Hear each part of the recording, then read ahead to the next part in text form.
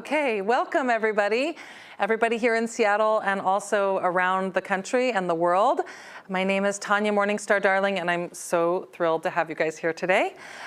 Because this is a really special format where we have live people in the classroom and people around the country, I want to give a little tiny bit of logistics. I am mic'd, and so that means that I'm being recorded, but you're not. But I want you guys to feel free to ask questions in the live classroom. And what I'll do is I'll repeat them back and answer them for those of you who are around the country.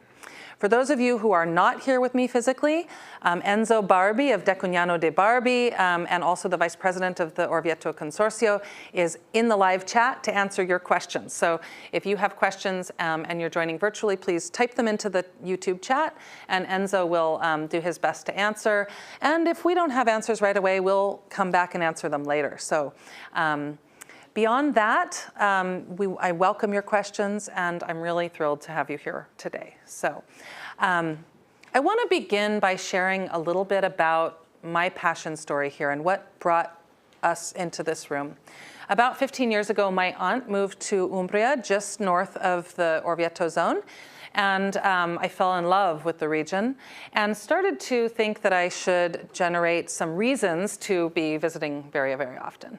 I first visited Orvieto because I'm interested, as most of you know, in history. And the town is so exquisite and historic. And I thought, oh, the wines are pretty good, and I'll check it out and taste some wine.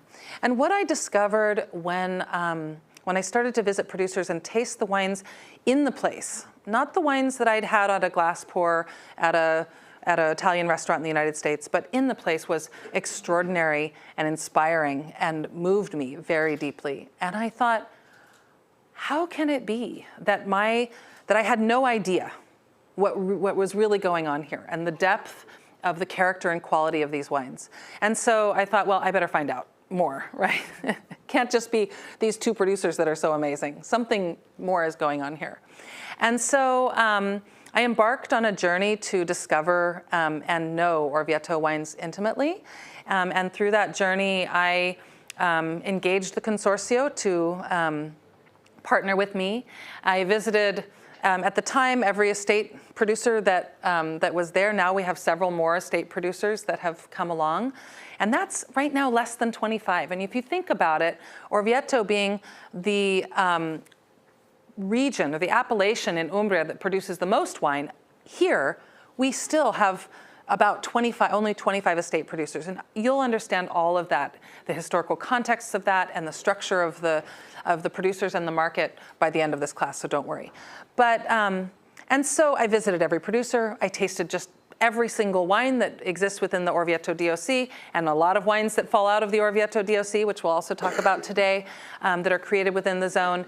Interviewed historians, geologists, and my love continued to deepen. And what happened at the end of this research project, of course, was that I created a masterclass and set out with an objective to share what I had discovered about what I believe is one of the greatest white wines of the world. And for me, that's saying a lot, since I am very passionate about wine, white wine in particular, and Bourgogne white wine in particular, which is felt by many to be the greatest white wine of the world. And for me to put Orvieto up there in my heart with those wines, with the Puligny Montrachets of the world, is meaningful to me. So the character of these wines really represents to me a culture and a people and a group, a community of people that are striving together to discover, to carry forward their traditions and their history and really discover what's possible from their land and their grapes and the traditions that they hold. So without further ado, let's discover Orvieto together.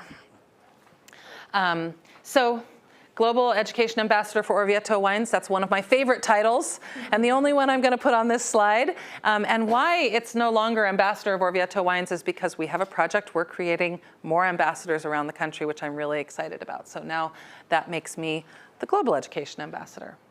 And so if you want to share your thoughts on social media, Hashtag Orvieto DOC. You can follow Orvieto DOC or me at Cellar Muse, and every time I'm in Italy, you'll be seeing all about my travels and journeys, and I'll be back in Orvieto really soon, so follow me. All right.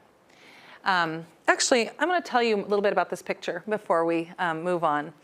I took this picture at the De Cugnano de Barbi estate, and Enzo, who's in the chat, this is his estate.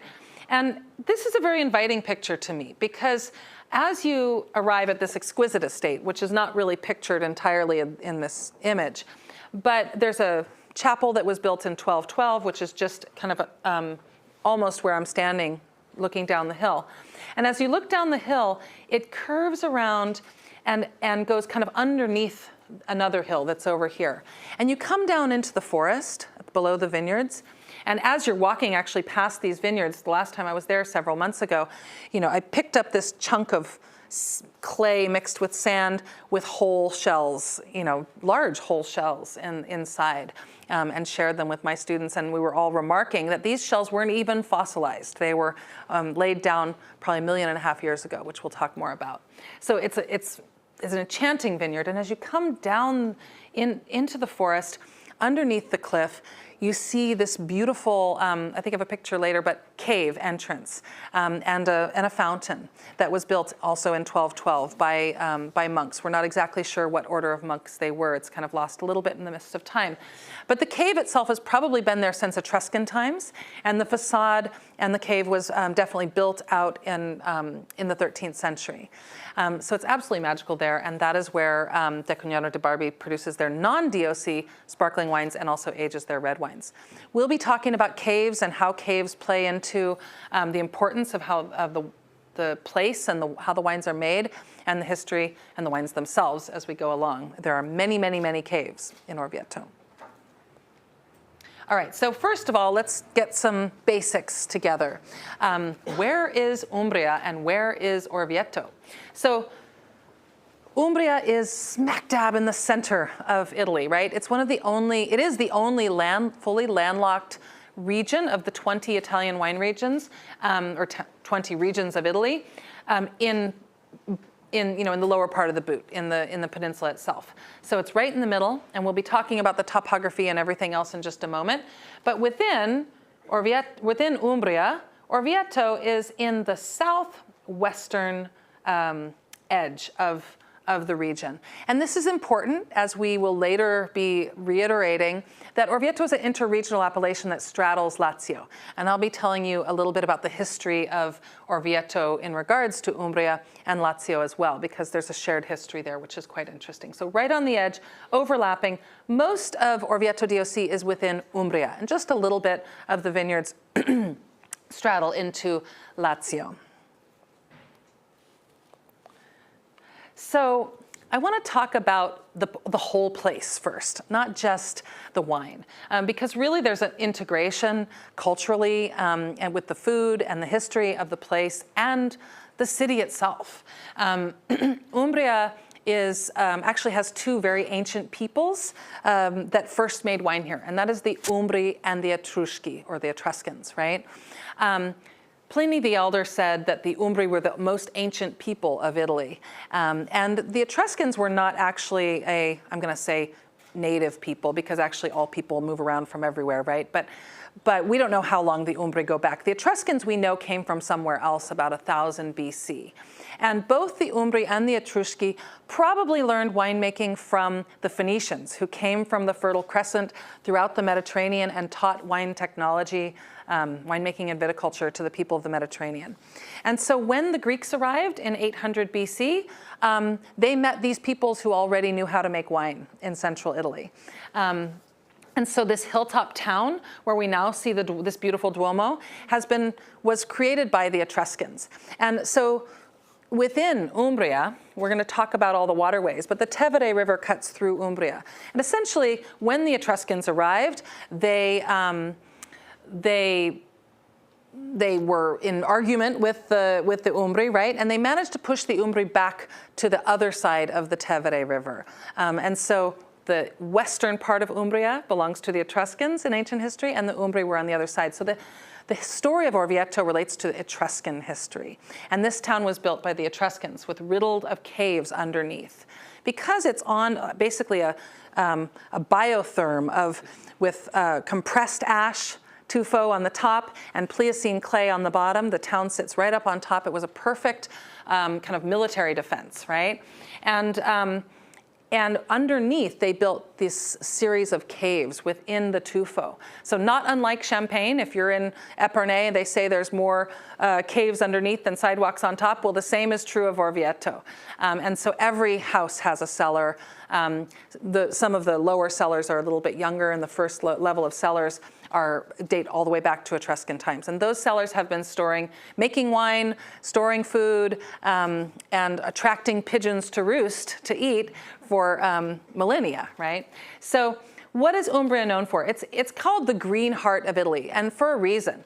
It's much like Tuscany in that it's hilly and picturesque, but because it's in the center, it's landlocked. We have the sub-Apennine that border Tuscany, and then the Apennine that border the Marche to the east. And so it's really sandwiched in between with almost an entirely continental climate with just a little bit of Mediterranean influences. And so between the sub-Apennine and the Apennine, the hills don't stop, right? So there is virtually no flat land in Umbria, and the hills become more and more acute as you head east. So Orvieto is right in that kind of what for Tuscany would be acute hilly zone, and for Umbria is kind of the sweet spot for wine. And so Umbria is very green. In fact, if we think about population, because of all these hills and all the forests, there's about 900,000 people in Umbria, as opposed to 3.7 million in Tuscany. So don't tell everybody, or tell them, right? It's such a wonderful place to be. If you love Tuscany, go to Umbria. Everybody's so much more laid back, and there's less people. So Umbria is known for its forests, for lots of forage types of food. If you're in Washington or in France, you see lots of kept animals everywhere, right? Farms and cows. You virtually don't see that in Umbria because of the topography in many ways. There's a lot of foraged food. So we see black truffles, we think white truffles, we think Piemonte, right? Black truffles, Umbria and eastern Tuscany that's the place for black truffles. So known for black truffles and olive oil. Olive oil is made throughout Italy, as everybody knows, and there is quite a lot of bulk oil that comes out of Italy, but there is no bulk oil coming out of Umbria. All of the oil is, small artisanal production. There are many, many, many ancient groves. And Nikenji, do you have a clock that you can put on my desk for me? Many, many ancient groves. And as you can see this picture here, I took this picture of a 200-year-old olive tree. And it's really special. You can tell when the trees are really old because at about 100 years old, they split into basically two trees. So you can barely tell, but there's a little bit of light in between the two at the base. They're basically kissing, so there's air in between. They're joined at the roots, and they kiss together and come apart again. And these are the ancient trees. And so, of course, they clean the air. There's a magical feeling when you're there. And just about every producer makes olive oil as well, and some other products like wheat or lentils and whatnot in addition. Here's a picture of the underground caves underneath the city of Orvieto, which is now a museum, part of it, and you can take an incredible tour there. And this shows remnants of ancient Etruscan wine technology. And you can see in the next picture a painting of how the Etruscans made their wine with ancient gravity flow into the amphora, right? So not so different than the way that we make it today. I want to talk about the Duomo for just a moment, because to me, the Duomo represents something really unifying about Orvieto. If you look at the facade of the Duomo, you see this striated black-white color. It looks golden here because the light's hitting it, but or black and gray color. And this is alternating stones of tuffo and travertine marble, which is essentially inorganic limestone that is mined from the eastern part of the region. And so what I love so much about this basilica in many ways is that it represents the earth, that makes the wine, right? So the soil and the land creates the wine, is the spiritual center also of the region and for the people. And it's one of the most beautiful basilicas in all of central Italy. And sneak peek, the glass in the facade, the whole front is a glass facade, was made by the glassmakers from my aunt's village and the property that my aunt owns in the little town of Piegaro. So there's also a special personal connection since I like to sleep next to the ancient forno where those glassmakers blew some of that glass. They also had set up glass ovens out in the piazza while they were working on the Duomo as well in the 14th century.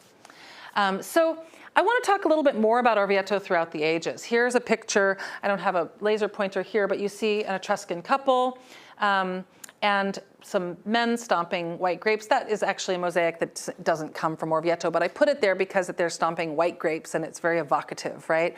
So this was Roman and Etruscan. And so I say that the Etruscans were the first people here to make wine.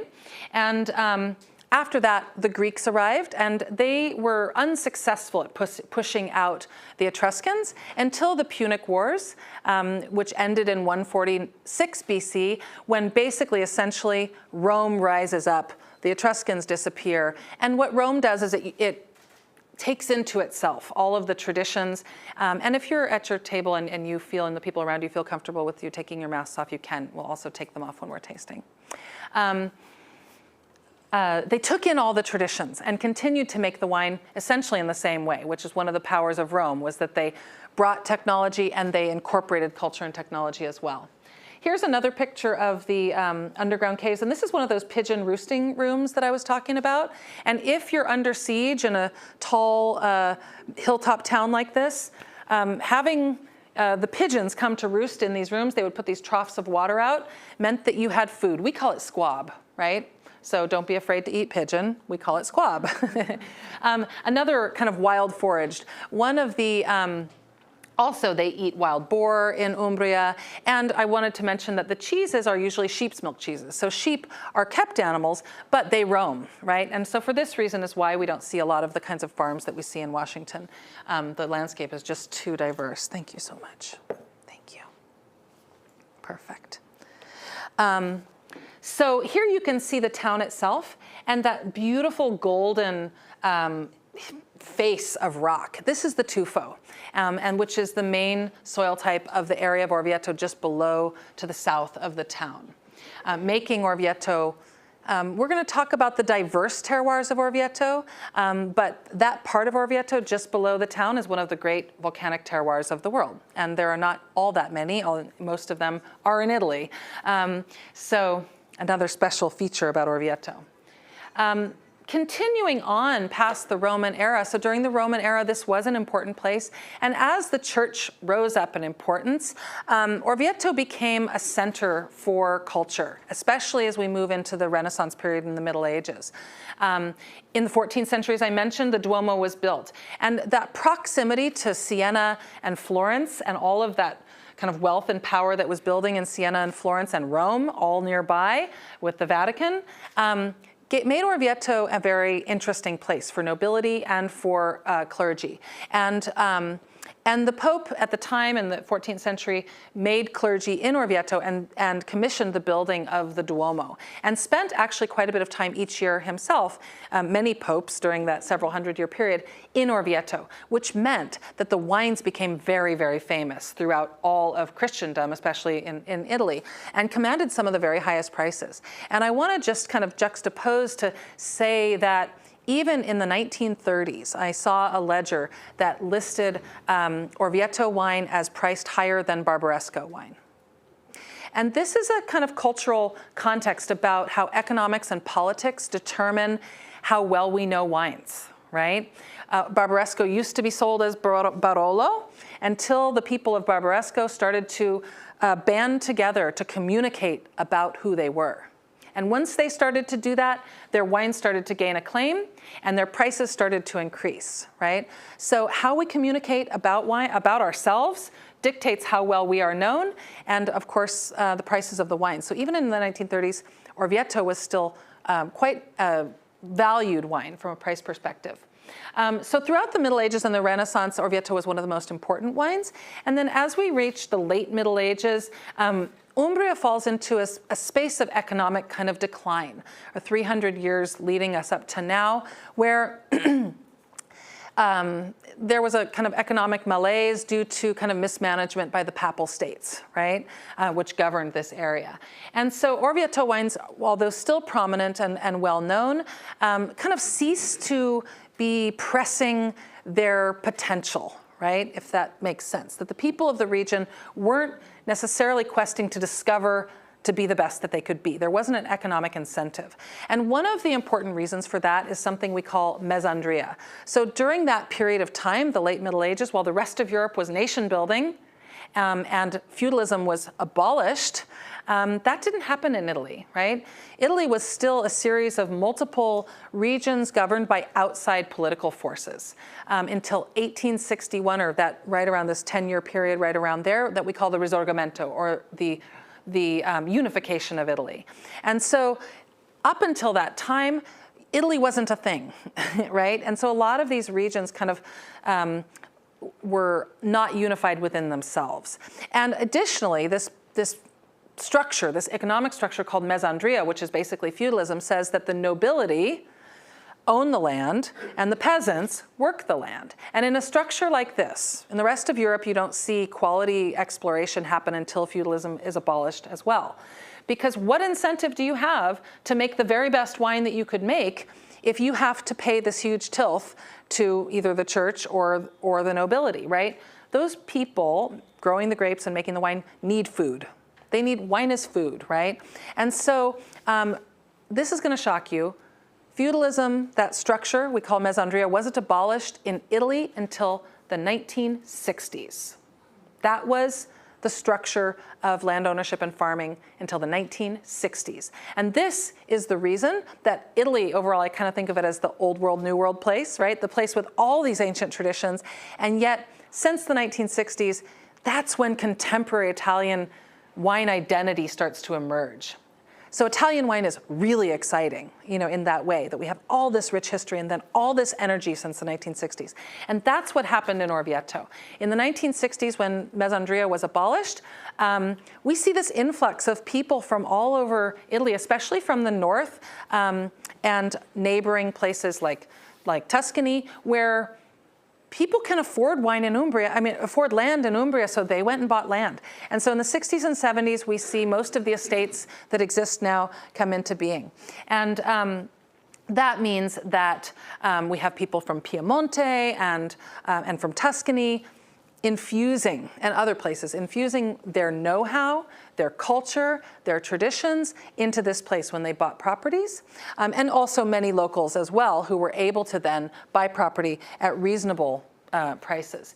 So that's the beginning of the estate movement in Orvieto that brings us to where we are today. And actually one more thing that I want to say about this process, which is that, you know, if I say there were 300 years of kind of, you know, lots of easy food wine being made here, right? In the 1950s, the Tuscan firms in Chianti, like Antinori, Rocca della Mace, for example, and Rufino, were looking for white wines to label under their brands, right? Because they were producing red wines primarily in Chiantis. And so they looked to Orvieto, knowing that this was one of the most historic, greatest wines of all of Italy. They looked to Orvieto.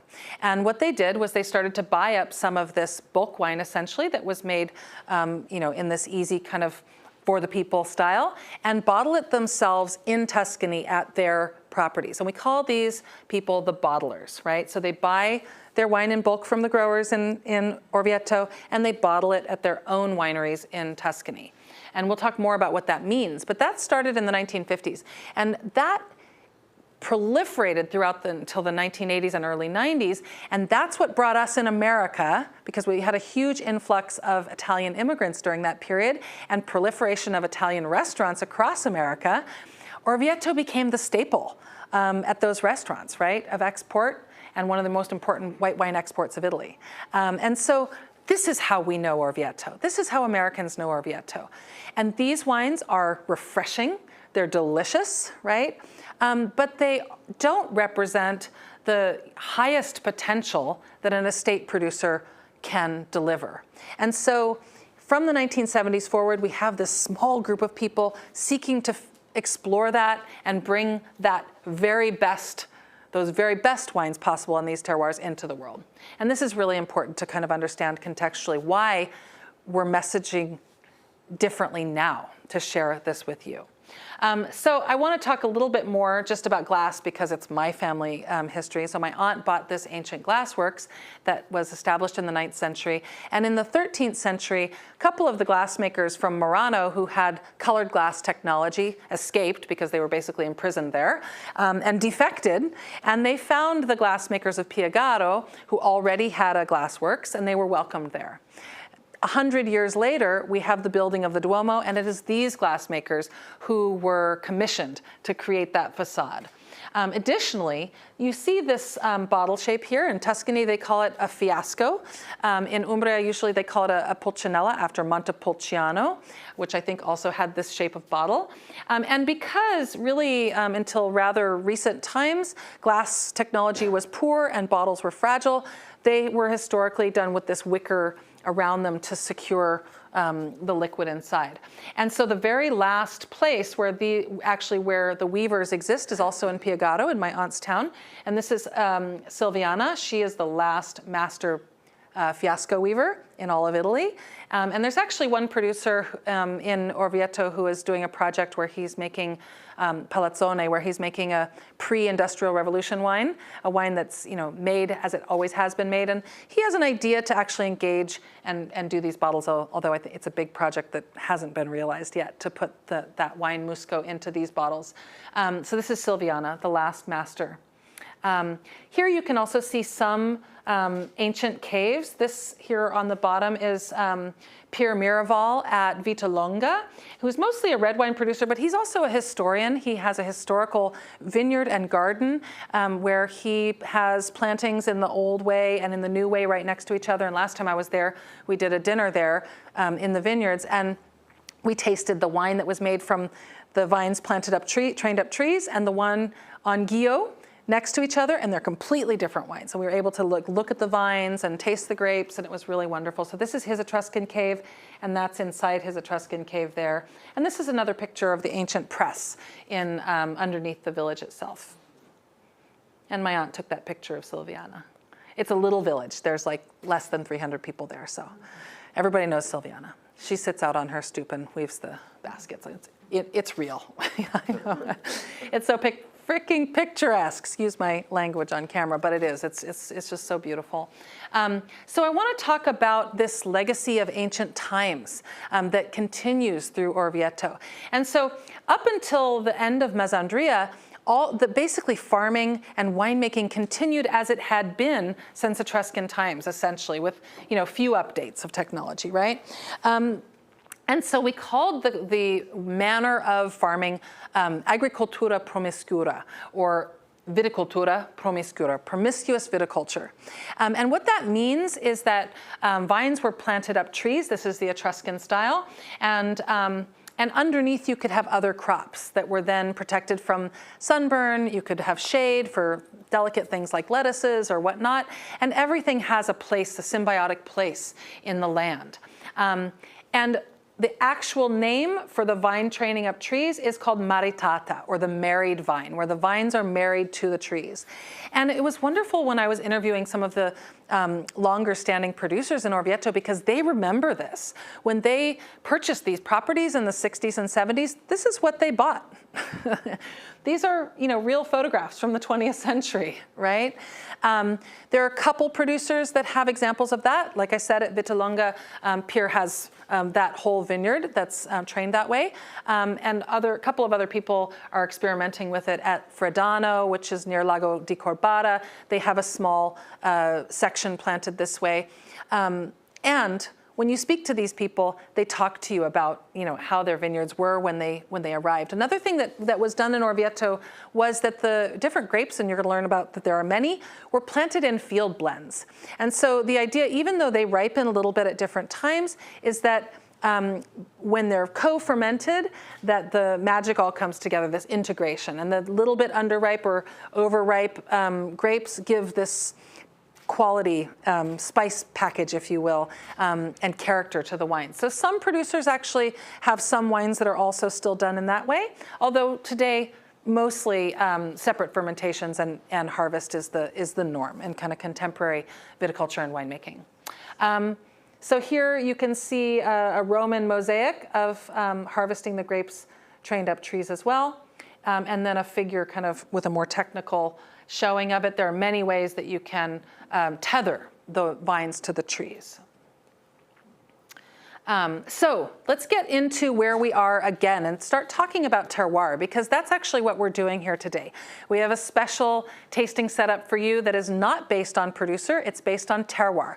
And so the objective of the rest of this lecture is for us to explore the terroirs, what they bring to the wine, and including the grape varieties and the traditions, and what they bring to the wines. And then we're going to taste the wines by terroir and see what happens. And if we can identify typicity, even with all of that diversity throughout the zone. And I think we will, but you'll be able to tell me, right? So even though Umbria is landlocked, it is full of water, right? We have the Tevere, which is the third longest river in Italy after the Po and the Adige. The Adige is like 2 kilometers longer. So, and it is the longest river in the peninsula. So we have this mighty river with many tributaries, and especially the tributary, the Paglia, which mostly influences Orvieto, so flows right through Orvieto. So we have 2 rivers in Orvieto, and we have 2 lakes that straddle the zone. You can see here Lago di Corbara just within that circle. And then just without the circle over here in Lazio, we have Lago di Bolsena, which is in Lazio. And I'm going to talk a little bit more about Lazio, Lago di Bolsena in a moment. But Lago di Corbara is a man-made lake that was made in the 60s when the Tevere River was dammed. So much happened in the 1960s. And we'll come back to the meaning of that lake as it affects sweet wines that are made in the region. So all of this water is really important to the sweet wines of the region. I'm good. No, not yet. Yeah.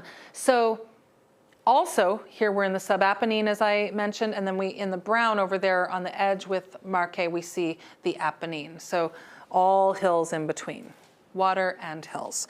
And if you think about, we're looking at the terroir here, I want to talk about how the different soils got laid down in this place. So the Italic Peninsula gets created beginning underwater about 45 million years ago when the African and Eurasian plates collide.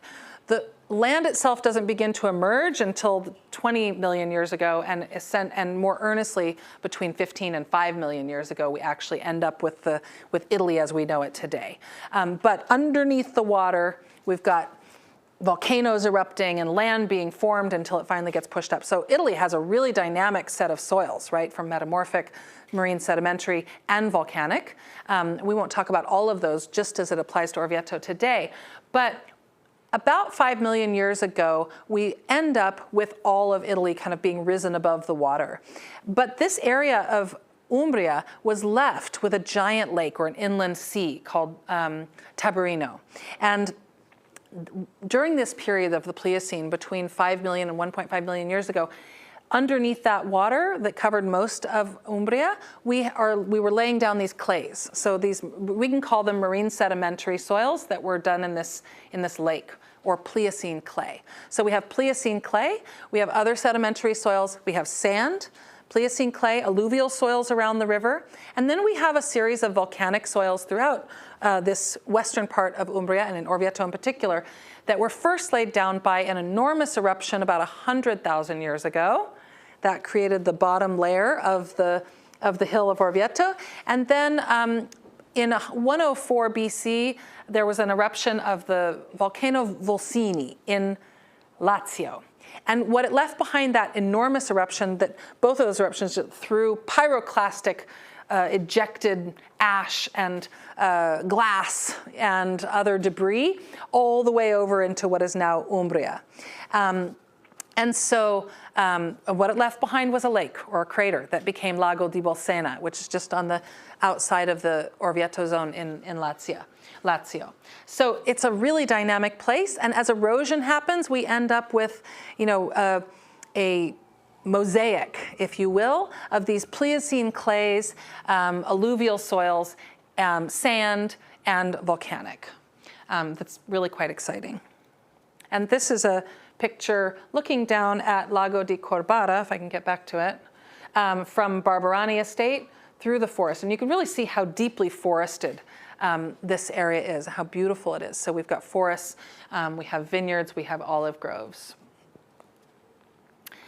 So back to the soils. This is Alessandro Mazzinghetti's map, and it shows the diverse terroirs of the Orvieto zone. So essentially, the Orvieto zone, the Classico zone, lies entirely within Umbria, but the Orvieto zone altogether straddles a little bit into Lazio.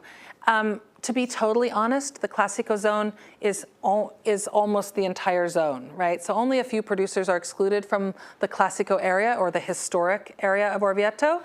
And so while Classico means something in terms of history and tradition, there are several very good and top producers that can't use the Classico designation, and there aren't any additional quality stipulations attached to Classico. So we'll come back to that a little bit later.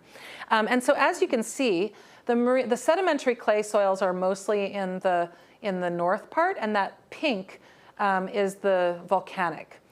Or the dark pink. And then we have the light pink right around the river, which is the alluvial. So, and as we get closer to Lago di Corbara on the north side, we end up with clay mixed with sand.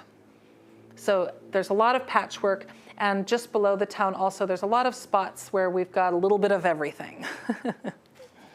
So clay, sand, sandstone, these are the sedimentary soils, right? Tufo or tuff is the porous volcanic rock that is created by pyroclastic ash ejected from an eruption of a volcano and laid down. And I'll show you some pictures as well. And then we have the alluvial deposits. I don't want you to confuse tufo and tufa. Tufa is that inorganic limestone that becomes travertine marble. Not the same. Tufo is the volcanic compressed rock. Tufo, also known as tuff. It's very confusing. And just so you know, if you're reading about Italian wines, many people put it wrong in print. So, and it's one of those things where if you're with Italian people, they'll kind of go, oh, what are you going to do about it, right? So anyway, as it is relevant to you practically, I think is important to understand what these soils do for the wine. And that's what we're seeking today. So let's talk about the marine sedimentary soils. And these are some pictures that I took. This is also at Villalunga, in an ancient cave carved out of clay. And you can see the striated sand inside the side of the cave here, although it's mostly clay terroir. In the center, we have basically oyster shells, and that is at Castello della Sala, which is Antinori's estate. Then to the bottom, left over, or I guess it's now my left over there, you're right. This is compressed clay and sand at Decugnano de Barbi, and you can see really as you're walking through the vineyards this sandy clay soil.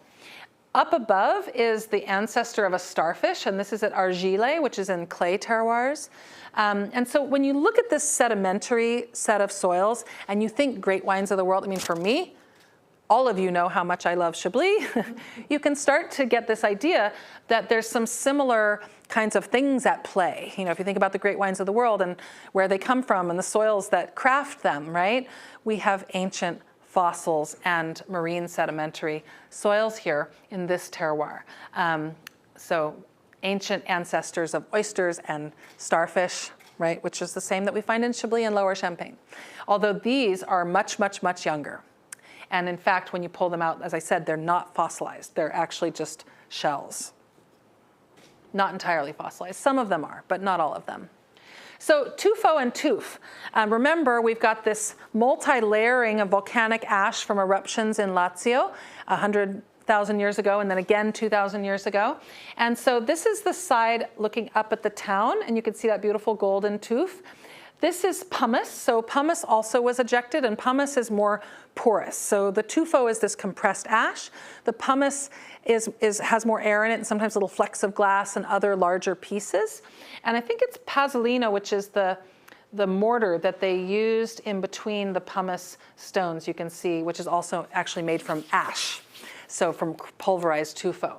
So we really see the soil in the architecture. And that's actually a good thing for wine students to remember when you're traveling.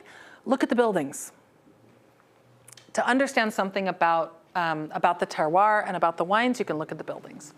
So over here on the far left, lower, is a tufo at Alta Rocca.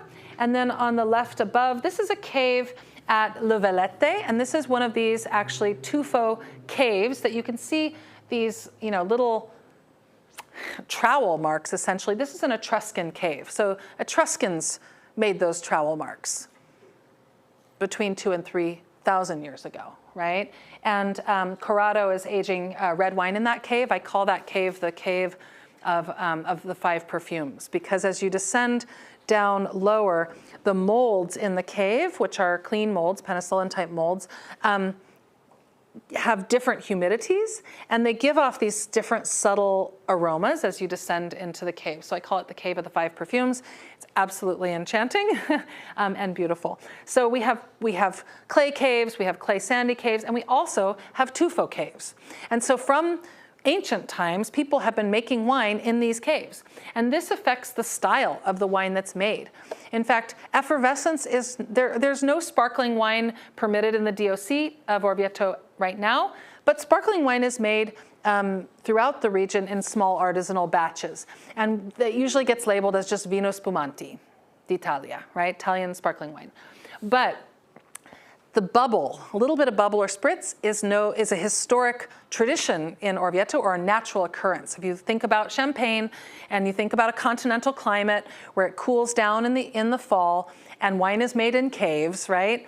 What happens before we understand wine technology exactly is that we let the wine ferment. It seems to stop fermenting, when it gets really cold. Maybe if we're bottling it, we bottle it. If we don't if before we were bottling wine, we ship it off in its cask. And if we were shipping in a cask, that little, when it warmed up again in the spring, the fermentation would complete a little bit, but the effervescence would dissipate, right? Shortly after. Once it would be bottled, a little bit of it would be encapsulated. And for this reason, often, historically, Orvieto would have been sold or consumed before all the sugars were fermented out. So a little bit of sweetness, maybe a little bit of, not bubbles, but liveliness, right? Depending on how the vintage and the weather went that year. So for this reason, we have a range of styles in Orvieto of sweetness as well that's historically embedded into the zone and the wines themselves. And for that reason, I think it's also quite natural that producers feel compelled to make a little bit of sparkling wine, because it's a perfect environment for it. And this is the 1212 cave at Decugnano, you can see, that I told you about as you come down around that hill. And this is the hand disgorgement station inside that cave. So where the wine sits for 36 months and then gets hand disgorged by a little team there. This is on the top. This is the Etruscan cave at Palazzone, where Giovanni makes that musco, or the ancient wine, right inside the cave. He harvests the grapes from the mixed vineyard, puts them in an open vat for fermentation with the skins on, in the ancient way, and lets the fermentation stop and start as it will. So very, very interesting. Caves are important. Effervescence, no stranger. Leading us to the wine styles. And this continuum of wine styles that developed in the area. So ranging from dry to sweet, all the way to sweet. Most of the wines are dry today. That's the style, that's the fashion of the day. And we think about tradition is a moving target. Tradition is a developing is developing in its existence. It's not fixed, right? So fashion is a response to what people expect or want at any different time from wine. And the winemakers and the regions respond to that and adjust. And so whereas softer wines were historically probably more popular in Orvieto, now we're going towards more fully dry wines because that's what the world wants, right? And that means that we end up with wines that are serious and age-worthy in the ilk of the other great dry wines of the world. And yet, in Orvieto, in addition to that, we have all this other wealth of styles that are incredibly enjoyable. So in the sweetness section, we have secco, avocado, amabile, and dolce. So secco is dry. Avocado literally means sweet-ish or off-dry. Amabile is semi-sweet, and dolce is sweet. So in the dolce category, we have two styles of wine. We have vendemmia tardiva, or late harvest, and we have muffa nobile, or noble rot, which I'm going to talk about more in a moment. For those of you who love Alsace, think Vendange tardif and Sélection des Grands Nobles. It's basically the same thing. We have an environment where noble rot or botrytis exists in some places, in some vintages more pervasively, and we have a climate where we have these long, warm autumns where grapes can hang on the vines, dry autumns. So late harvested wines has always been done, and then only sometimes in some places do we get the muffa, and then in some vintages you'll have a wine that's more or less affected by botrytis. So there's a continuum as well. I like to put it in the Alsace context because most students of wine understand that construct, which is essentially what they're doing here. So depending on the producer, you might have a vendemmia tardiva or a muffa nobile as well. What else do I want to say about that? We're going to talk about muffa nobile more. So what does that mean? Muffa, rot, nobile, noble. Noble rot, or botrytis cinerea. So botrytis cinerea is the rot that can be noble in the right conditions and ignoble in the wrong conditions. And where it is ignoble, we call it gray rot. Yuck. So special conditions need to exist to make that rot noble. And that would be humid nights and mornings that dry off into nice, dry, sunny afternoons. So in the mornings, the rot attracts onto the bunches, and then in the afternoons, it dries out and shrivels and concentrates the grapes, right? So it raisinates the grapes on the vine. And so if I can recall, I took these pictures at Castello della Sala. This is their Gewürztraminer, and actually the Antinori estate doesn't do their muffa nobile within the DOC because they don't use the traditional grapes. They use Riesling and Gewürztraminer and Semillon and Sauvignon Blanc and maybe a couple of others depending on the vintage. But that's their Gewürztraminer. And when I was there, they were saying, the muffa's not really coming into the vineyard so well. We're not sure. We're waiting on it. So they weren't sure what style they were going to make. And then after I left later, it came pervasively and they were able to make one. Over here, this is Sauvignon Blanc at Decognano de Barbi, also which has attracted the noble rot. So now you understand a little bit about this environment and how noble rot occurs here. And interestingly enough, within the zone, probably historically some level of noble rot was present, right? We have a lot of waterways. We have the Tevere, we have Lago Bolsena, it's a little bit far away, but really, when the Tevere River was dammed and Lago di Corbara was created right next to the DOC zone, this is when noble rot wines became possible in a commercial kind of way. So we don't see the first commercial bottling of muffa nobile wines until the 1970s. And two producers were the first to do those. That was Decognano de Barbi and Barberani. And so it's really actually exciting when we think about the great noble rot wines of the world. We think Sauternes, we think Tokai, we think Quarto Chaume in the Loire Valley, and Orvieto. There are not very many places in the world that can do this, right? So it's truly exciting. And one of the also kind of wonderful things about this place and these wines is that, and unique things, is that it's the only DOC or DOCG in all of Italy that fully regulates Sauternes style or botrytis affected dessert wines within their disciplinare, or their rule book for the wines. So let's talk about grapes, and then we're going to taste these wines. I want to talk to you about this spice package that we started to explore already, right? They used to put it in a field blend. Today they usually do it a little bit separately.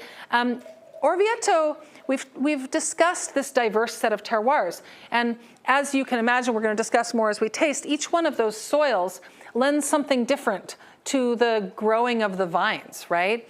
And so, for example, in volcanic soils, we have very well drained. I'm going to come back to the grapes, but also we have some heat retention. We have, they're less alkaline than clay, right? And all of those things affect how the vine grows. And so that's going to affect ultimately the fruit and the wine. In addition to that, all of that diversity of terroir and soil types that affect how the vines grow and how the grapes taste, we have quite a lot of grapes that go into Orvieto DOC wines. Many indigenous grapes and also many international grapes are used. And when I said to you, I think about Orvieto as kind of an international place, or really Italy as being an international place, since the concept of Italians is only, less than 200 years old. It's really these traditions, the people of these estates are very forward thinking. So they want to preserve the traditions, they want to preserve the identity and the typicity and understand the typicity of what Orvieto wine is, but using international grape varieties to express yourself or augment some aspect of your terroir is permitted up to 40%. We're going to talk more about the rules in a few moments, but I just want to kind of say that.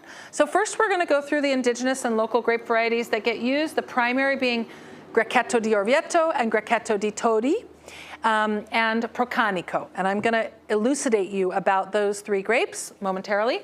Secondary local grapes would be Verdello, Drupeggio, and Malvasia, which is Malvasia bianca lunga, for those of you who are familiar, that's grown throughout Tuscany and is famous for producing being an important part of Vinsanto wines, and formerly in the Chianti blend as well. So that's the same grape. Verdello is not related to other Verdellos that you might find in Portugal or elsewhere. It's grown, I think, in Tuscany, Umbria, and you find it in Sicilia a little bit as well. Verdello is useful here because it is prone to botrytis, has high acidity, is late ripening, so you can leave it hanging on the vines to gather botrytis. So it's an important part of the blend for that aspect of the wines. Drupeggio is kind of a workhorse. It's high yielding, kind of creates structure and acidity, and is not used as much these days. And then Malvasia bianca lunga, most of you know, has many wonderful attributes. It's not an aromatic grape variety, but it has beautiful, delicate aromatics and a wonderful structure as well, and high acidity. So it's an important part of the blend. Some of the most important international varietals would be Vermentino, Sauvignon Blanc, and Chardonnay, and we'll talk about those again in a moment. So I want to talk about the Grechettos first, and then Procanico. And this brings me to something that that some of you are familiar with me doing, which is, I like to say, Trebbiano. This is advice to anybody who loves Italian wine and wants to study Italian wine. There are many grapes called Trebbiano. Most of them are unrelated. Some of them are identical to one another. Some have other names that they also go by. And this is just one example. And this is like, of all the grapes in Italy, we now know that there's about between 500 and 600, we think, genetically unique varieties in Italy. But when I was studying wine in the late 90s and early 2000s, in WSET, they taught us that there were 4,000 grape varieties. Because that was really before genetic testing was saying they were identical. And why were they teaching us that? Because, yeah, okay, they're genetically identical up to the point that we test them. They express their genetics completely differently depending on where they are, which is why wherever you are, they give it a different name, right? And so it's for this region, this wealth of indigenous grape varieties that express themselves in the unique terroirs of this topographically really diverse country, that you have to have a good sense of humor about learning about Italian grapes, because, and that's why I say just laugh. I mean, you've got to just develop that sense of humor.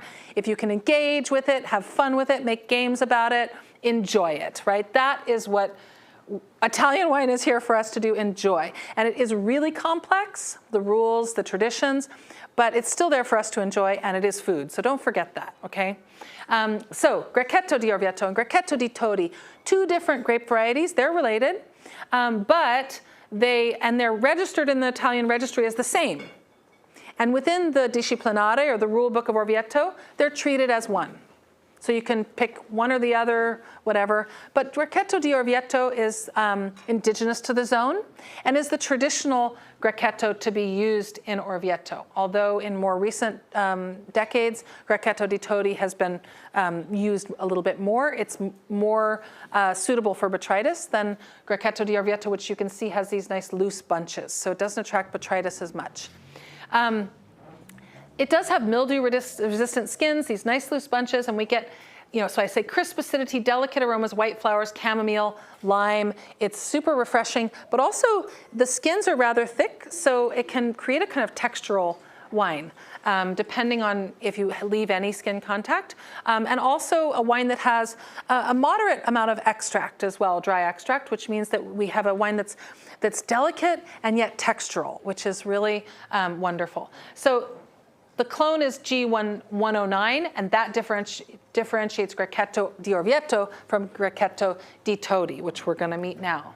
So Grechetto di Todi is G5. Not that you need to remember those things, but just to know that they're different, right? Thank you. So Grechetto di Todi is actually, depending on whom you ask, it's indigenous to Umbria, around the area of Todi, or it's indigenous to Emilia-Romagna, where it has been formerly known as Pignoletto, or Pignoletto DOCG, which now they've decided to call their wine the grape Grechetto as well, because they don't want a confusion. They want the appellation to bear one name and the grape to bear another. So now this grape throughout Italy is called just Grechetto throughout central Italy.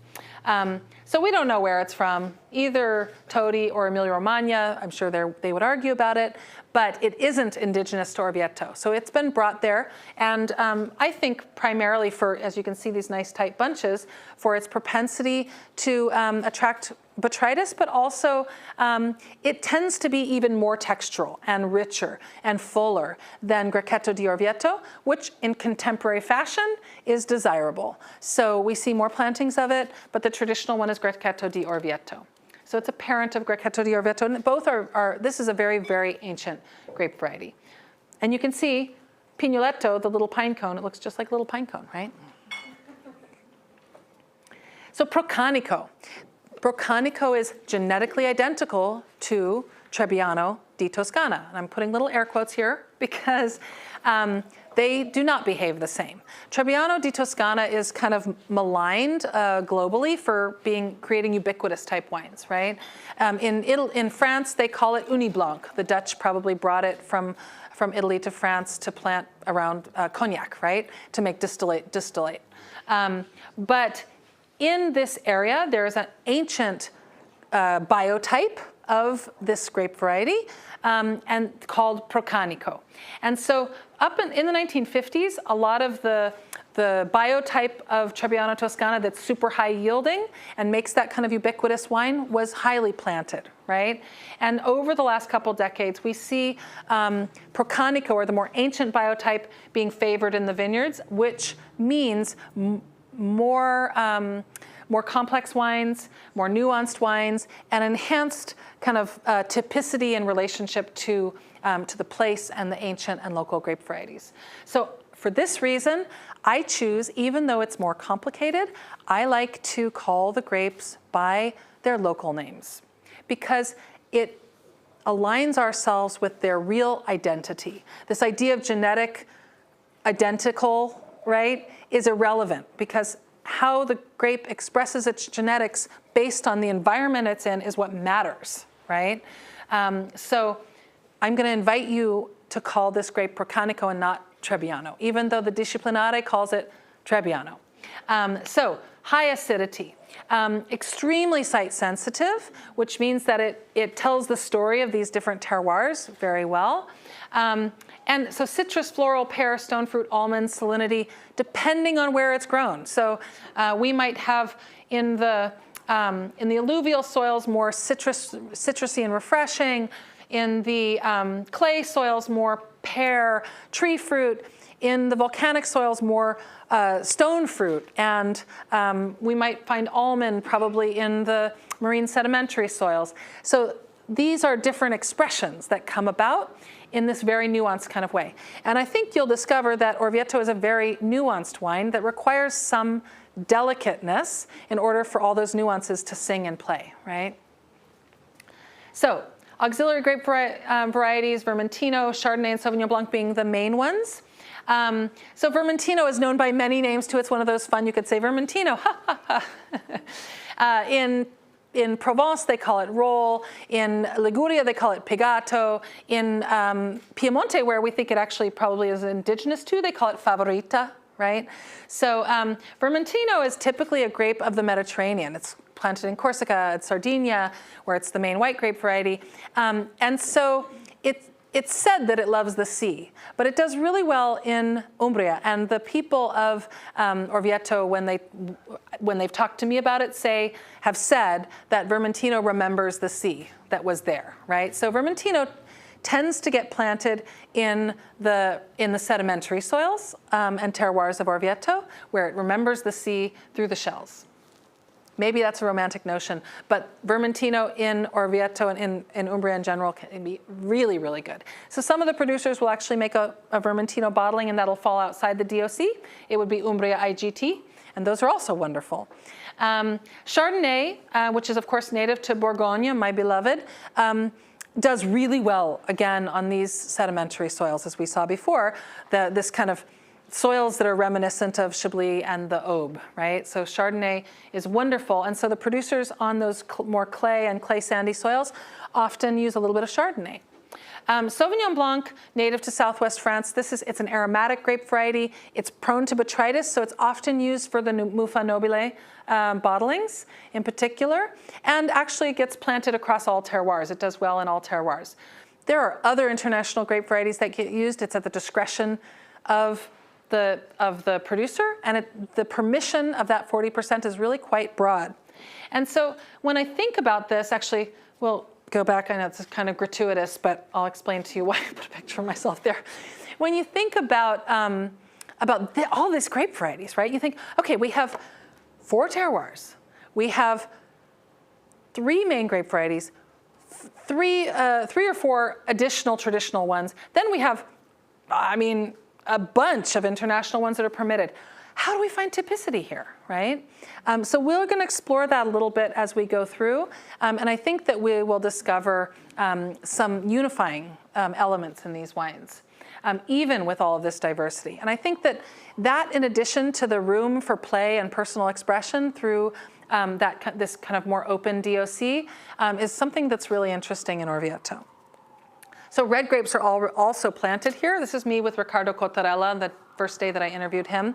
And I put that picture there just because that picture makes me really happy. and you can see kind of the joy on my face of discovery during the process of research. And so Riccardo owns Falesco and Familia Cottarella, which is the parent company, and is known as for Merlot bottlings and being one of the first to bring Merlot to central Italy, which is why I put him on the red wine page. But he's from Orvieto and has his hands in lots of different pockets of Orvieto production as a consultant and as a stakeholder, and is really a champion of the region and of Orvieto, its identity and its place in the world. So, and probably one of the most famous consulting winemakers in the world, and certainly in Italy, and a wonderful person. His brother, Renzo, is the chief winemaker of Antinori. Some of you may know that as well. And our wine Col Solare, which is made in partnership with them. So when we have red wines, they are not Orvieto. Orvieto is a white wine only. I just want to be really clear about that. There's a red wine here. Almost everybody makes some red wine, right? Just like most people make a sparkling wine that is also not Orvieto DOC. When you make red wine, you have a couple different appellations that you can use. Umbria IGT is the most common. Why? Because Rosso Orvietano is not roll off the tongue for international markets. It doesn't necessarily mean anything to Americans. Some are bottled that way, but typically I think producers choose Umbria IGT because it's more marketable. Also, if you're near Lago di Corbara, you have an option of being Lago di Corbara DOC. Sangiovese is the most planted grape variety of Umbria, and most of the wines, red wines of Orvieto, are dominated by Sangiovese, but there's quite a lot of Merlot as well in relationship to this history of Merlot in the area. And of course, if we think Merlot, we think Petrus, we think right bank Bordeaux, we think clay, right? So Merlot does great on the clay terroirs, especially of Orvieto.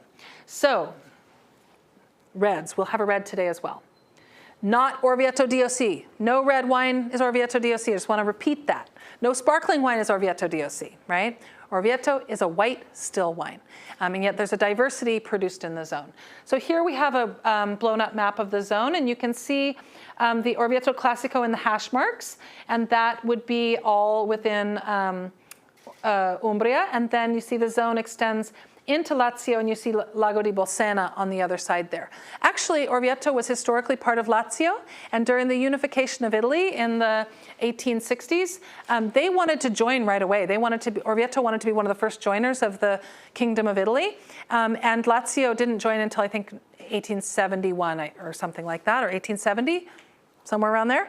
And so Orvieto became part of Umbria during that time, that historic time. So that's this link between Lazio and Orvieto. So without further ado, we're about to taste, but I want to just run down the disciplinare, or the rule book for the appellation. If you follow these rules, you can be Orvieto DOC. If you do not follow the rules, you have to be Umbria IGT or something else, right? So it was established in 1971. The production is pretty big because of this relationship to the Tuscan bottlers. It's an interregional, shared with Lazio, as you remember, white wine only. And these are the rules. 60% Grechettos, up to the discretion of the producer, and Procanico, 60% of those three grapes, however you want to mix them. And then 40% everything else. So that's 40% of those other indigenous grape varieties and international varieties. And a lot of producers use only traditional grapes, and some also include international grapes. And I think that the use of international grapes is usually kept at a level where the typicity of the region doesn't get lost, but you just feel a little bit of the character of the producer and the place itself. All right, so structure of the, I want to just talk to you about the structure of the wine situation. I'm lacking a better word here. The structure of the market here in Orvieto before we taste the wines. We have, as I've already been talking about, bottlers, cooperatives, and estate production. So let's start with the cooperatives and this history of, this social history in Italy, the fact that feudalism wasn't abolished until the 1960s. We have this kind of shared fate concept socially about people working the land without maybe lofty aspirations, right? But making wine for food. Cooperatives throughout Italy, and especially central and southern Italy, are really important. They represent this unity of community, and these cooperatives produce really high quality wine. Not every grower can make their own wines. We know that, right? So the cooperative makes high quality wines and pays the growers well, and they have a shared fate throughout that community. So there's two cooperatives in Orvieto. They produce 70% of the wine. Those wines are excellent. And then we have the bottlers. The cooperatives sell a certain portion of the bulk wine to the Tuscan bottlers. And then we have the estate production, which is this growing small number of maverick individuals who are seeking to kind of solidify and communicate the identity of Orvieto wines along with the cooperatives. That estate production is increasing as the world understands Orvieto better. The demand for estate Orvieto bottlings increases, which means we will have more estates coming into being. And since I kind of came on board with Orvieto DOC, we have like 4 new estates. So that shows that the more people understand and want Orvieto wines, the more people will start to make their own wine and produce their own wines, which is exciting. So we're in a historic moment, people. And let's go ahead and go with our tasting. So what we've done here, and you can see this lineup here, we put the same label on all the bottles. And so we're going to taste wine number 1, as you can see on your sheet, is from alluvial soils. Wine number 2 is from the sandy clay, right? No, clay. Wine number 3 is, Nakenji, is that right? Did we put the sandy clay next or the clay? I may have put it wrong on the sheet, and if I did, I want to correct that. The clay, followed by the sandy soil. Okay, great. Okay, thank you. So alluvial position number 1, just as on your sheet. Clay, sandy clay, volcanic, number 4. Rosso Orvietano, number 5, and the Muffa Nobile is the number 6. So we're not going to tell you the producers. We're going to talk through the producers a little bit so you can get to know them. But for this purpose, we don't want to promote any one producer. We want to explore the region. So let's go ahead and take a look at the first wine.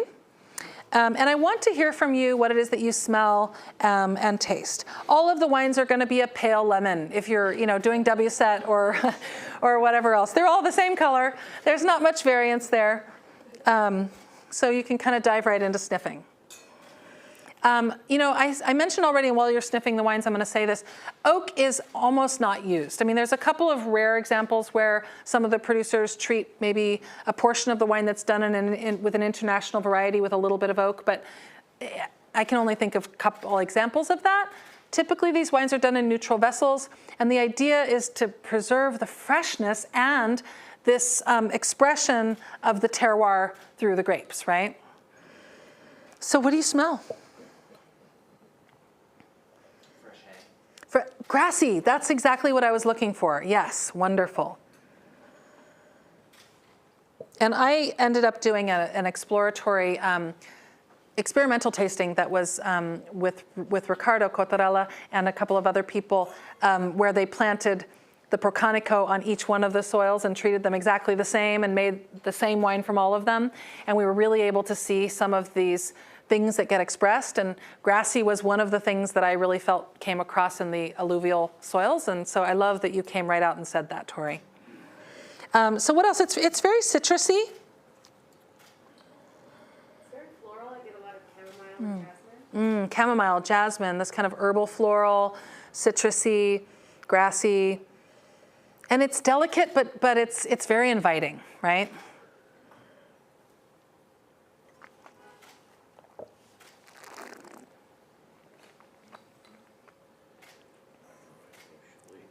It reminds you of Chablis. Now, for those of you who know me, you know where my first my first impulse came when I started to taste these wines. I was like, oh my God, right? Yeah. So on the palate, we get this wonderful, it's delicate, the alcohol is not so high, but we get this wonderful silky textural quality. I'm not gonna call, what kind of word do you want to use for this texture? Silky might be good. Yeah, it's a little bit oily. Yeah, I mean what's that? Glossy. Oh, I love that. Glossy. Yes, it's like somewhere between silky and oily. Glossy. I love it. And that wonderful then combined with this really high acidity. My mouth is watering. It cuts through that glossiness, right? The wine is dry and super delicate, right? This is that's why I think Orvieto is an intellectual wine. Like for those of us who love Chablis, it's an intellectual wine, right? The delicateness, the nuance of it. You can't mask this with oak and have it sing its song. And now I'm getting real lime and lime flower a little bit.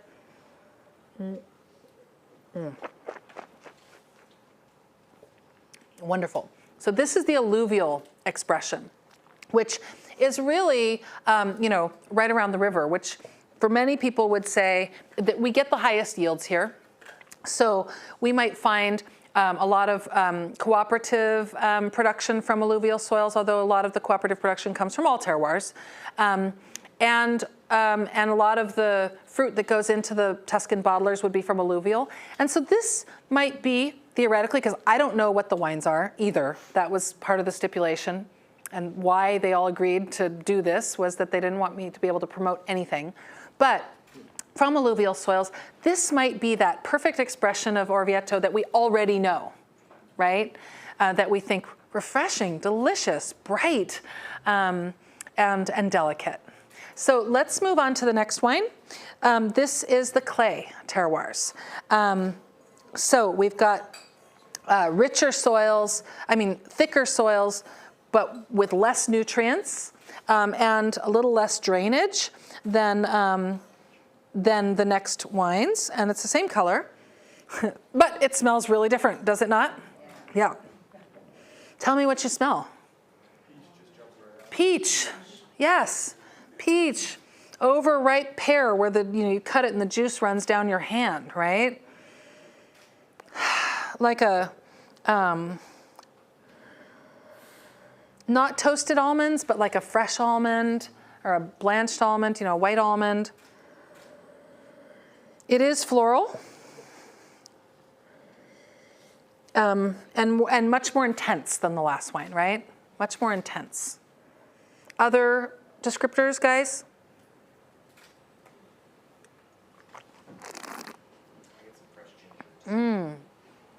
Ginger, yeah. I doubt that there's botrytis on this. They're harvesting early enough that for the dry wines, it's not typical to have botrytis. Although there's a couple producers that Barberani comes to mind in particular that makes a dry botrytis affected wine. But I don't know. This could be Barberani, but it isn't typical to have that. Yeah. But yeah, there is that ginger and that bit of more richness, and we get more weight, quite a bit more weight on the palate. I think there's higher alcohol here, right? The acidity is still good. It's my mouth is still really watering.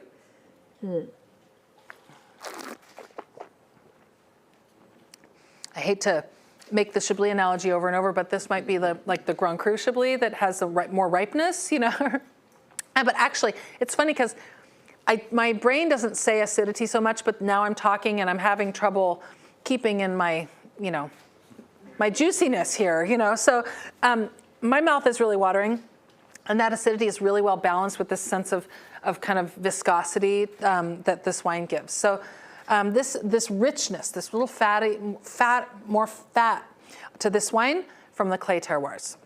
All right, our next wine is from the clay sandy. And let's give it a smell. So it's a little bit less intense now, again, than the clay. More subtle. It might need a little more time to open up and show itself to us in the wine. And so what are you getting here? Almond skin.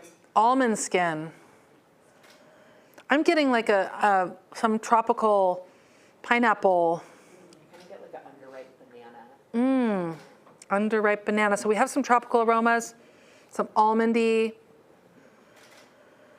And I am getting pear and apple here as well. So if in the fruit salad, we've got some tropical and some tree fruit, right? Yeah, it's almost like a overripe baked. Quince. It's a fruit cocktail. But this wine actually, I'm also getting this real minerality. I know we're not supposed to use that word if you're doing WSET, but this stoniness to the wine and kind of clean earthiness.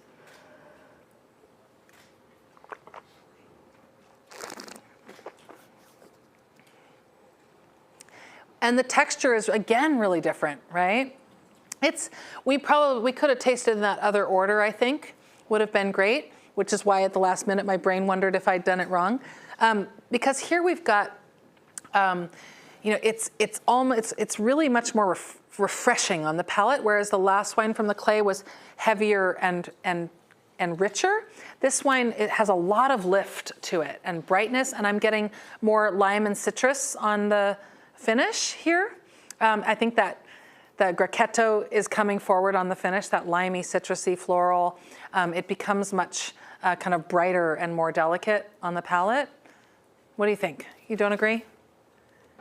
Tell me. It tastes like Mai Tai. Mai Tai. I'm getting kind of like almost apple pie, like biscuits, cinnamon, apple, like all together. Apple pie, biscuit, cinnamon, apple was the comment. I remember that I have to say your comments for the mic. I like the order you put it in because it stood out, honestly. Like I felt like it really made it clear. So Shelley's saying she likes this order because it makes it actually quite clear that what we're doing, right? And for those of you who are joining virtually, I apologize. I should have also directed you to pour your wines when we started pouring the wines. Hopefully you got that cue. And hopefully you're tasting in the same order that we're tasting in. Forgive me, this is the first time I've done this format, and it's a little bit different with a lot of people's needs to manage. So hopefully you've got your wines set up in the correct order, which is alluvial, clay, sandy clay, volcanic, red, and Muffa nobile, for those of you out there. Okay, moving on to the next wine. This is our volcanic. So let's give it a smell. And you can see actually, you know, I have seen just a little bit of, it seems like, and now it's gone, that I saw a little bit of petulance on the side of this glass, which is something that we see in Orvieto sometimes. So what do you smell? What's that? Bruised fruit. Peach, yes. So, you know, I love this because a lot of the things you guys are saying really, you know, fall right into the notes that I have in my own research. So what this means to me is that we're discovering some typicity, which we can talk about the through line of these wines, even though they're quite different. And that's why I love to liken it to Chablis, because you can have, you know, all of the different climat of Chablis. They're all, you know, and they're all so different, right? Based on their place and the expression through that. So within the nuance of these wines, there is a through line, I feel. So I want to hear what you think about that too. And that's something also that I'd appreciate if you put in your survey. If you feel whatever that typicity comes across to you, what is the typicity that you feel you're experiencing? If you could put that in the notes, I'd be so, so grateful. We would all be so grateful. So, all right, so stone fruit here, right? We're getting peach, we're getting apricot.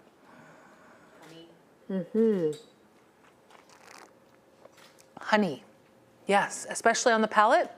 And I'm glad you said that. I had wine in my mouth, so I didn't repeat it right away. But I do get this honeycomb and beeswax kind of quality along with stone fruit.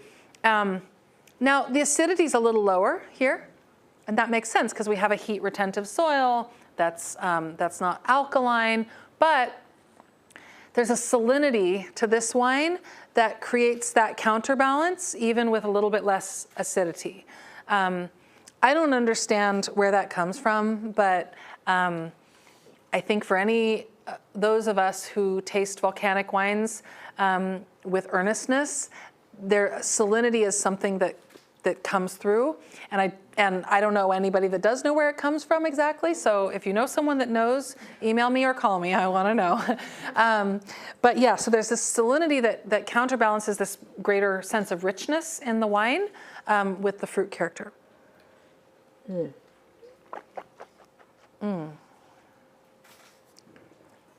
Wonderful. And so on the finish, we get that it's still refreshing. The acidity is balanced. It's just not quite as high as it was in the sedimentary and alluvial soils, right? Okay, wonderful. I'm going to ask you guys, of these wines, do you guys have favorites, or do you feel that there's like a continuum of pleasure that is, you know, equal? So who has a favorite? Raise your hand. Okay. Of those that feel that like the nuance is the excitement, raise your hand. Okay, so it seems like most of you felt the nuance was the excitement, but some of you have favorites. So that's good to know. I'm not going to do a poll here. You can also give us feedback about what you liked about the different terroirs as well, and what you thought about them would be wonderful. And then, actually, I do have I have some more maps that I forgot to put out for you. I have Alessandro Mazzinghetti's map, which is a very complicated map, and that's why we distilled it into the color map that, and I'll put those maps on the table for you to take on your way out. We distilled it into this colored map with the producers on it so that you can say, okay, I loved the volcanic wine or I love the clay wine. I want to go buy more of that wine. Now I have the map that tells me which producer is in that terroir zone. And then you can go from there to explore your favorites. So we did that for you so that you can find your way through this discovery, right, to the wine, hopefully. All right. Okay, our next wine we're going to taste is the red wine. This is the Rosso Orvietano. So that means that, and I wish we could linger on that, but we, since we're joining virtually, we can't do a 3-hour class. It's more fun when we're all sitting together, right? But so this is, again, I don't know what this wine is, but dominated by Sangiovese. I do know that because that's typical for Rosso d'Orvietano, or within the Disciplinare there. And so Sangiovese Umbria. Is there a generalization you can make about like oak usage for reds? I would say oak is used, usually more neutral or smaller amounts of new, because new oak is about economics, right? So you have to have a market for your historic market for your wine that has built your wealth to a certain level to use new oak barrels. Now, a lot of these producers have achieved that in other avenues, right? So we do have a little bit of new oak usage, but most of it is more neutral. Yeah, typically a cross producer. So I think we get a little bit of oak here, right? Or maybe up to like 20%.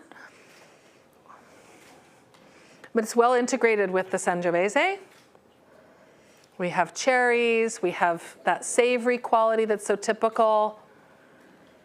And a plushness. It's not as sharp or angular as Chianti. It's powerful. Lots of grit. I think some stoniness too. Some stoniness. Yes, Stony, very earthy. Yeah, there's iron. I was just going to say iron. Yep, we came at it the same moment. And savory, very, very dry. This is a serious and wonderful wine, and probably would retail for $20 if it was here, right? And I think this is a delicious and serious wine that you'd probably be happy if it were a Chianti. You'd pay more. You'd be happy to pay more for that level of structure and density in the wine. It's quite wonderful. All right, our last wine in this lineup is the Muffanobile. So I don't know who the producer is, which means that I don't know all the grapes that are used, but it is typical of the producers who do make Muffanobile, who are in the zones that where they can kind of more systematically or more routinely produce it. Sauvignon Blanc and Semillon are often the blending partners because there's a nod to Sauterne. So it smells a lot like Sauterne, So we definitely have 60% of the Grechettos and Procanico, and then maybe some other international varieties. Like I said, Castello della Sala forgoes the DOC because they use more aromatic grape varieties. This is DOC wine with the same rules and stipulations, but to me it smells like there's Sauvignon Blanc and Semillon in this wine. What's that? I'm not spitting. You're not spitting that, yeah. So that's right. There's an old Cistercian saying that some of you have heard me repeat before in other classes, which is, qui le bon vin boit, Dieu voit. He who drinks good wine is seen by God. So sometimes we have to spit a little inside, right? Just make sure it's flowing inside so we have that, vision line, right? So I'll forgive you for that. We're not at the college. I'm not policing you. So we get marmalade and rye bread and ginger, and then lime flower and citrus and. But it's still very lightweight. It's lighter on its feet than Light on its feet. I love that. So yes, that acidity. And we think about that backbone. Whatever the international partner varieties are, we know that Grechetto di Orvieto and Procanico and Grechetto di Todi, if that's what's in here in some portion, tend to have very high acidity. And that's what creates the balance in juxtaposition to all of that sugar from the concentration of those sugars. So it's wonderful. You love it?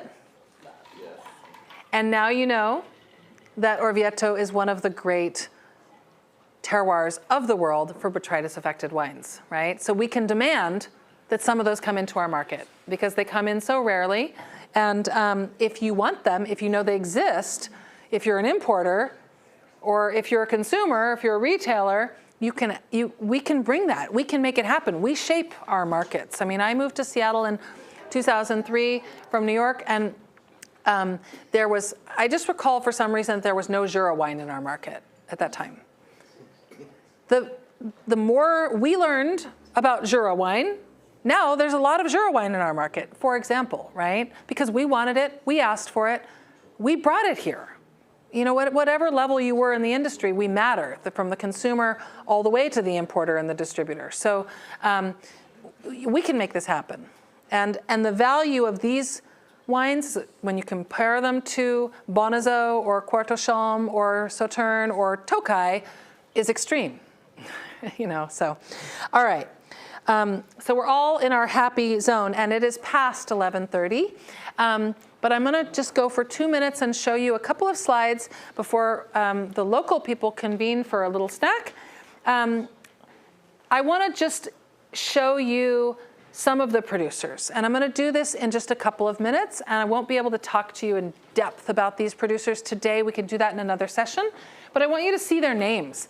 You see their names on the map, but you can see their names here too. So cooperatives are Monrubio, which is the larger one, and Cantina Cardetto on the bottom, Monrubio on the top. And you can see the level of production it's a high level of production, and the quality control is extreme. So when I visited these cooperatives, they were really proud and wanted to show me all of the levels at which they are maintaining their quality, their typicity, their identity, and the pride of their community. And as I said again, their shared fate as a community through their wine. So large production and very highly controlled. Biggie they're a bottler. They used to have vineyards, which they recently sold. And now they're buying only from growers. So that's one of the more historic producers. They were established, I think, in the 1830s. So it's a really old producer that at certain points have owned their own vineyards, and right now they're buying from growers. So women, you all know I like to get on a soapbox about women in wine, and especially in Italy, but we'll, I think, have a lecture all about the history of women in wine in Italy, maybe sometime soon. But as I didn't really mention that Etruscan culture is really special for the fact that women held equal roles to men and owned property and were documented by their own names in Etruscan culture, another favorite subject of mine, and that Orvieto identifies with their Etruscan heritage. For that reason, women are important in the wine industry, and yet there are only a few women who are in the top roles. And so I want to highlight them here. Custodi is volcanic and Argile is clay. Over on the far edge, we have Chiara in the foreground, and Laura, her sister. Chiara is the only chief winemaker who is a woman in Orvieto presently, unless one of those new producers has a woman winemaker that I haven't heard about yet. So, Enzo, if you're in the chat, you can tell me about that.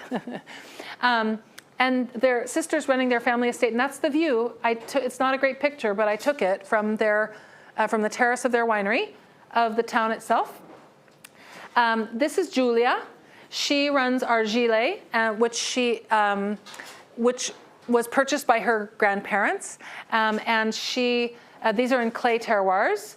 And this is the view from the vineyards in Giulia's winery in Argile, and that's clay. You can see those clay bluffs. They're called calanca, kind of like the calanque of France, right? Of Provence.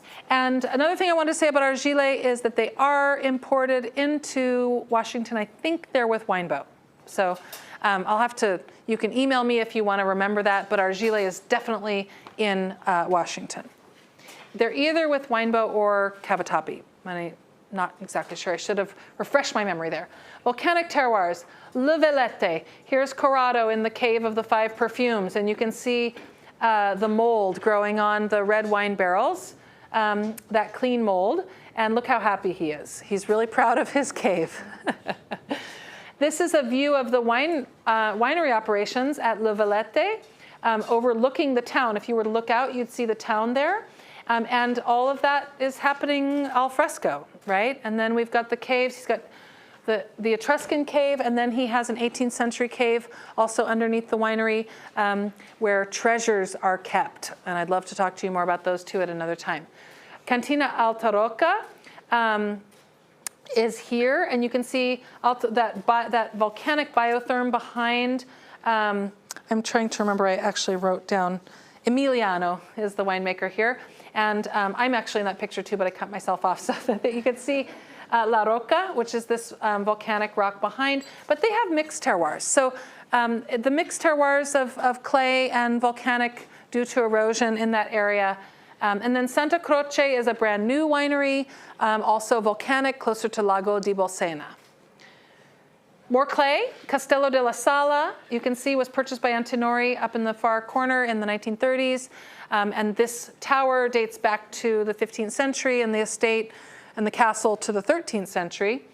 Barberani, you can see at the bottom, the father and sons here.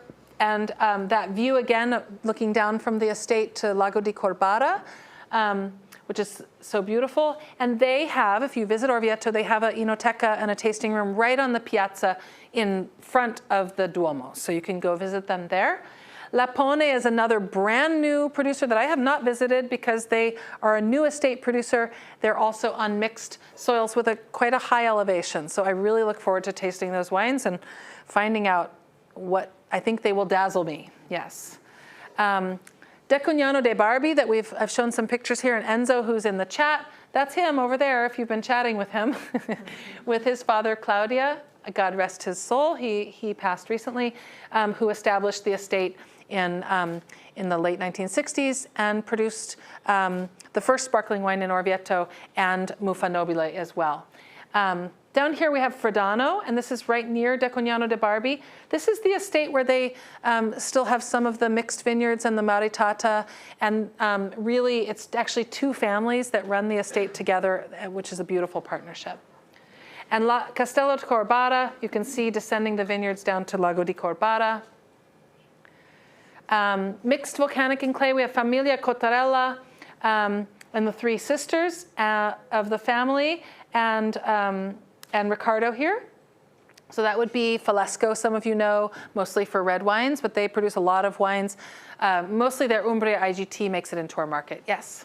Is Barbi and Decugnano de Barbi different families? Two different, yep. Yes, exactly. So Barbi and Decugnano de Barbi are two different producers. Thank you for differentiating that, yes. And then we have La Caraya, and you can see Riccardo is also a partner in La Caraya. Caraya has mixed soils. They've got volcanic and clay terroirs as well. And here's a look into their vineyards just in face of their winery. And with that, I want to say I know it's been a whirlwind hour and a half, and thank you virtually for joining.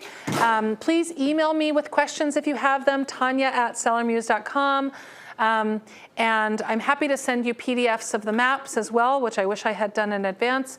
But again, forgive me, this is a new format for me, and we put it together so much at the last minute, but thank you so much for coming. And I hope that you continue to explore and find out what Orvieto is and how much pleasure you can find there. Thank you so much. Thank you.